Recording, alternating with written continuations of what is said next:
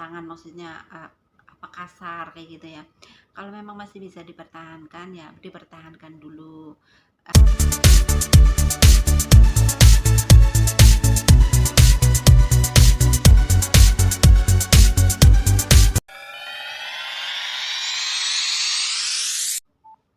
Halo, assalamualaikum warahmatullahi wabarakatuh. Jumpa lagi dengan Sri HM Channel.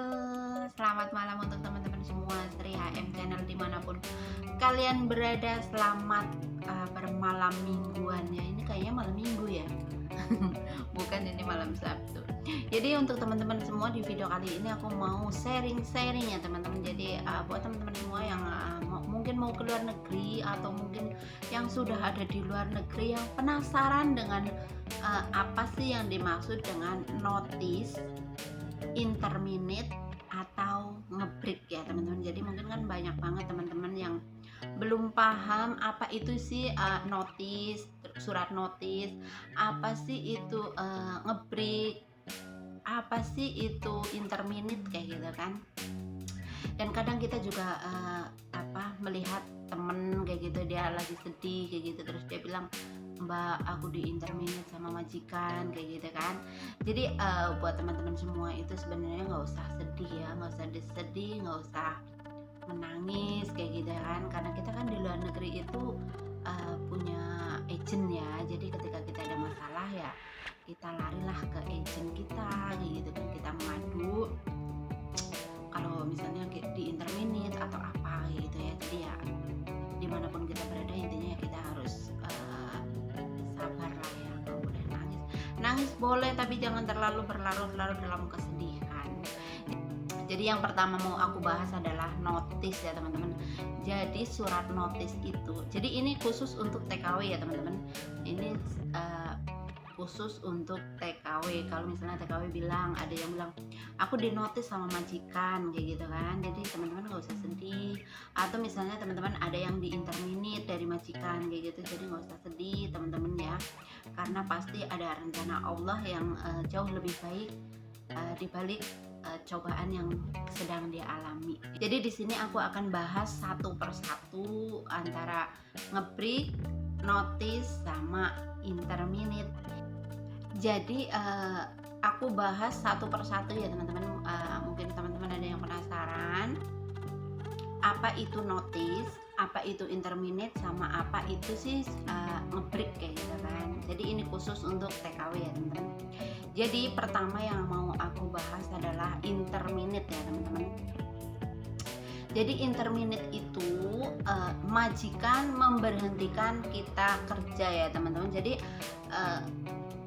misalnya di interminate kayak gitu, jadi si TKW ini diberhentikan kerja langsung kayak gitu ya. Misalnya di interminate sekarang, dia itu harus keluar dari rumah majikan secara langsung sekarang juga.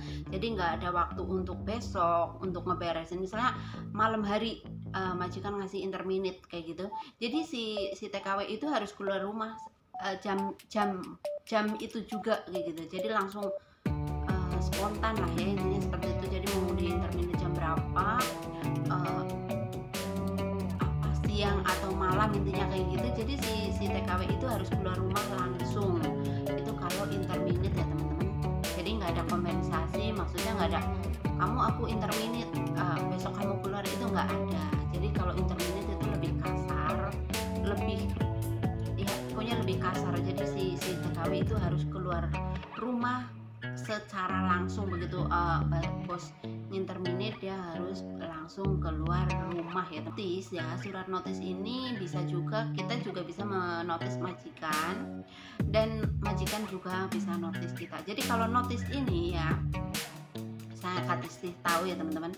Jadi kalau teman-teman ada yang kena surat notice kayak gitu, biasanya majikan itu udah bikin surat dulu, dilaporin ke agent, terus dari agent nanti dari imigrasi kayak gitu, terus nanti baru ada surat ke rumah bahwa si TKW itu di notice ya teman-teman.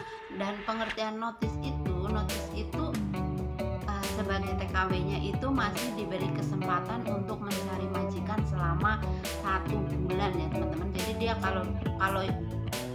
kalau di notice sama majikan, dia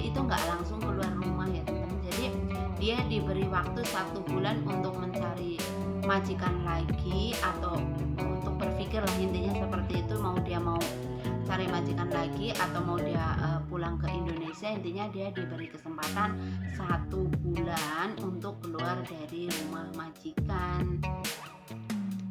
Dan kalau di notice itu kita itu dapat 1 bulan uang gaji ya teman-teman, dapat uang gaji 1 bulan uang gaji, dan dapat tiket ya, tiket sekali.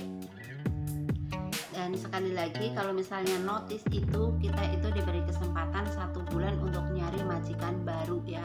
Jadi kita masih tinggal di majikan selama 1 bulan dan diberi kesempatan untuk nyari majikan yang baru ya. Kalau menurut aku sih, kalau notice sama ngebreak ya masih mending di notice lah ya. Kalau di notice kan kita masih punya kesempatan untuk mencari majikan. Kalau ngebreak itu kan bener-bener ngomong sekarang ibaratnya kayak gitu, dia harus keluar rumah ya teman-teman. Jadi itu adalah pengertian antara notice sama interminate ya teman-teman. Dan kalau ngebreak itu kita misalnya kerja ya, kerja, tapi kita yang ngebreak ke majikan, berarti kita yang berhenti dari majikan karena mungkin suatu alasan yang ya nggak tahu lah ya. Kalau misalnya kita hanya alasan bosku cerewet atau nggak nyaman begini-gini, kalau yang nggak main fisik, kalau menurut aku sih masih bisa disabarin ya. Terus kita juga berpikir jangka panjang, resikonya apa aja gitu kan. Tapi kalau memang benar-benar nggak sanggup kayak gitu ya, mungkin bisa juga ngebreak. Jadi kalau ngebreak itu ya si pekerja itu ke majikan, tapi ada dendanya ya teman-teman kalau misalnya ngebreak. Jadi kalau misalnya mau ngebreak dari majikan itu kita bayar majikan 1 bulan gaji ya teman-teman. Itu kalau kita ngebreak ke majikan ya, karena kita yang tidak mau bekerja, intinya kan seperti itu, bukan majikan yang memberhentikan kita. Jadi itu namanya ngebreak ya. Terus kalau misalnya ada yang nanya, kalau misalnya kita mau notice, ini berbeda lagi ya. Kalau kita mau notice, minta suratnya kemana, misalnya kayak gitu ya, minta surat notisnya. Jadi teman-teman itu kan punya agent ya, jadi teman-teman itu bisa konsultasi ke agentnya, terus nanti minta surat notis dari agentnya ya teman-teman. Tapi memang nggak semua agent bagus ya, karena banyak juga yang ngomong agentku begini-begini, maafan, agentku nggak bisa diajak kerja sama, atau agentku tuh kalau aku ngadu itu suka begini-begini. Ya memang seperti itu ya. Jadi tidak semua orang baik, tidak semua agent baik juga kayak gitu kan. Jadi kadang serba salah juga ya. Kita suruh ngadu ke agentnya nggak peduli, malah kadang peduli sama bos kayak gitu kan. Itu pasti banyak banget seperti itu. Tapi kalau teman-teman punya jadi buat teman-teman yang masih ada di PT kayak gitu ya, sedang proses untuk keluar negeri, kalau menurut aku alangkah baiknya teman-teman tuh pikirkan lagi ya. Jadi teman-teman tuh pikirkan lagi resikonya kerja di luar negeri seperti apa, terus kita harus bagaimana. Yang jelas kita itu harus siap mental, siap dengan segala resiko apapun yang akan terjadi. Jadi banyak juga kan kasus-kasus yang baru masuk ke Hong Kong udah ada yang ngebreak, ada yang interminate kayak gitu, di interminate kayak gitu ya. Itu karena kadang itu nggak siap mental gitu kan, langsung kaget dengan keadaan majikan di Hong Kong kayak gitu kan, karena memang rumahnya sangat sempit, kecil, kadang juga bos tuh selalu ada di rumah. Jadi kayak bener-bener kayak kita harus masuk ke rumah orang itu, tapi orang itu nggak pernah kemana-mana, otomatis suntuk. Apalagi kalau yang rumahnya ada CCTV-nya gitu kan, itu sangat menjadi beban banget. Jadi kena mental gitu kan. Biasa kita di rumah sendiri seperti apa sih, terus kita masuk ke rumah orang, selain kita diawasi dengan majikan kayak gitu kan, terus ada CCTV lagi ya, itu kan juga nambah beban pikiran. Jadi kalau menurut aku sih, kalau misalnya kita dapat majikan yang cerewet atau yang maafan banget kayak gitu, tapi dia belum sampai turun tangan, maksudnya maksudnya kasar kayak gitu ya. Kalau memang masih bisa dipertahankan ya dipertahankan dulu, sambil kita menyesuaikan dengan keadaan kayak gitu kan. Karena biasanya kan kita masuk ke tempat majikan ya masih dalam penyesuaian lah ya, dalam bahasa, dalam bagaimana cara kita bekerjanya gitu, kita kan harus menyesuaikan. Jadi disabarin dulu sampai kita bener-bener udah kayak merasa yakin. Kok lama-lama jadi betah kan nggak tahu, terus atau lama-lama kok tambah nggak betah, tambah beban, itu kita juga nggak tahu ya. Jadi bukannya memaksa, cuman ya berusaha agar bisa sesuai keinginan, sesuai tujuan waktu kita masih ada di Indonesia. Otomatis kita berdoa tiap hari, tiap malam, tiap waktu itu untuk biar mendapatkan majikan dan mendapatkan pekerjaan, mendapatkan majikan yang baik seperti itu. Pastikan itu adalah udah pasti itu doa yang selalu didoakan oleh calon-calon TKW yang mau keluar negeri, biar cepat dapat majikan, cepat terbang, cepat bekerja dan cepat dapat hasil. Jadi itu ya teman-teman, pengertian ngebreak sama interminate sama notice ya teman-teman. Itu sebaiknya sih teman-teman itu jangan sampai ngebreak lah ya, jangan sampai notice kayak gitu. Tapi ya kita nggak tahu sih kesusahan seseorang itu seperti apa, atau susahnya bekerja di rumah majikan itu kan berbeda-beda dan rasanya itu pasti berbeda-beda. Jadi ya itulah ya.